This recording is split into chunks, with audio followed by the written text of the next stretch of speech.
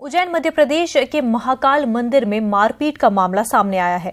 मंदिर के वॉचमैन के साथ अकीदतमंदों ने मारपीट की। अकीदतमंद मंदिर में दाखिल होना चाहते थे। वॉचमैन के रोकने पर अकीदतमंदों ने वॉचमैन की ही पिटाई कर दी। वॉचमैन की पिटाई के मामले में मंदिर इंतजामिया ने थाने में शिकायत दर्ज कराई है।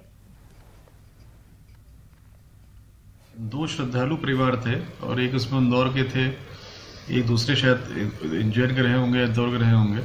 और जहाँ से पुजारियों का प्रवेश होता है वहाँ से वो जबरदस्ती प्रवेश करने का प्रयास कर रहे थे। उसमें हमारे जो सिक्योरिटी गार्ड है उसने रोका उनको, तो उसका झूमा झटकी की, बदतमीजी की, गाली गलौज की, उसको चोट भी आई, सिक्योरिटी सुपरवाइजर मारपीट टाइप की भी हुई, उसके गले में काफ़ी खरोच आई उसकी। तो जैसे ही हम लोग को जानकारी मिली, हम लोगों ने थाने भेज के उन लोगों आइडेंटिफाई हो गए थे लोगों और नामजद उनके खिलाफ FIR कराई है। और जो भी मंदिर प्रशासन की जो नियम प्रक्रिया है, जो भी प्रावधान है, वो आम जनता के हितार्थी हैं।